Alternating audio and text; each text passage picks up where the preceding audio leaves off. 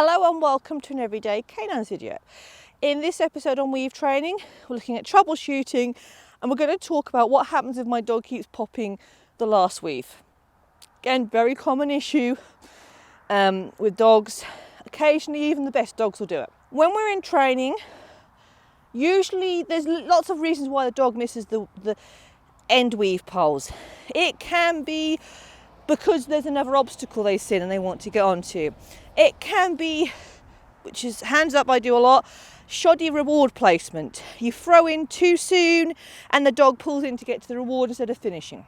It can also be if you've got a treat and train out, if you've set it so when your dog finishes they have to always finish coming out on the left, but if you set the treat and train there, the dog sees it and they run straight to it.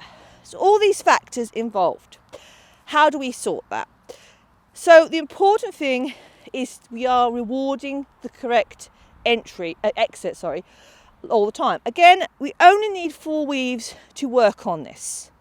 We do not need to work on this in a full sweat of 12 because really these last 2 poles are the important part. The other 8 poles are irrelevant. And that causes a lot of times they've got an issue with their exit or their entry like we just did in the last video, and they try to proof it on a full set of 12. And then what it means is the dog is having to do 12 weaves every time and then they make a mistake because they get it wrong. Right, we do the full set of 12 again, make a mistake. The dog gets more physically tired, it gets more frustrated, it gets worse and harder. You don't need to do that. Do it on 4. Use your stick in the grounds if you haven't got a set like this that can split into 4. Okay, so what we're going to do. So the important thing is that we make sure we reward the dog for coming out the correct way, right? But it's easy to get it wrong. So first off, if you're using any form of target for them to run to, make sure it is aligned with the way they should come out.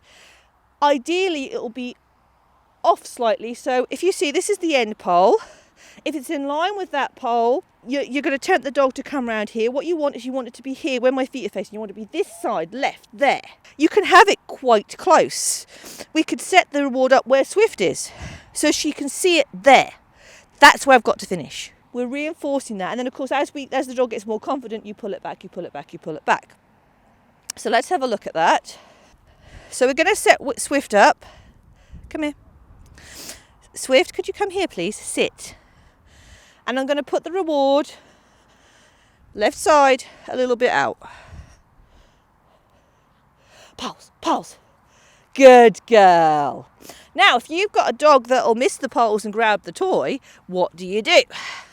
Well, then you need to have either somebody there to prevent them grabbing it, or you need to have something they can't get hold of easily. That's where my treat and train comes in handy because it doesn't dispense unless I tell it to. So, she was focused on that exit because she could see the toy. I can put it a bit further out this time, but it's still in that line. Pulse, pulse. Good girl. Again, focusing down. Now, once we're getting a little bit of this, what we can do is we can test our dog.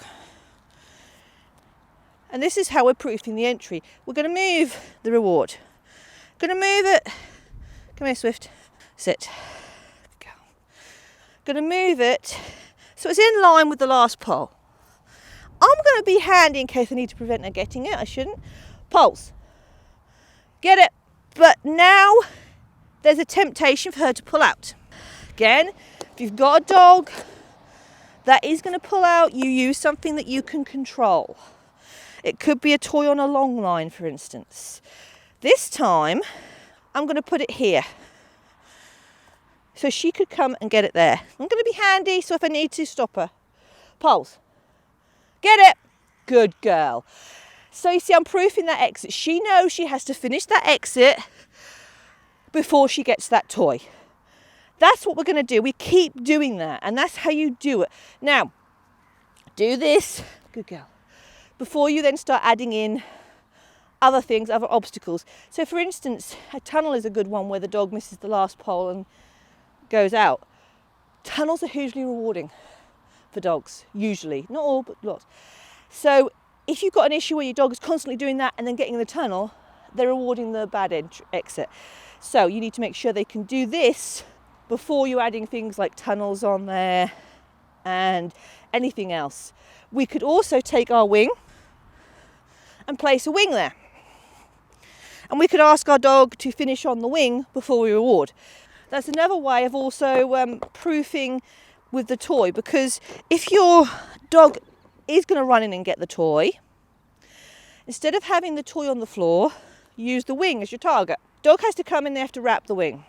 Obviously you've taught the dog to wrap the wing before. You could use a cone or something like that. To be honest with you, you could use anything. You could use a bed for the dog to run onto. You could use a crate. You could have a bowl out there. Just something that's a target for your dog to get, but that is in itself inherently rewarding. So now what we're going to do, okay, wrap, wrap, wrap, wrap, wrap, wrap, wrap, wrap, good girl. So she has to push through and finish that before she's rewarded.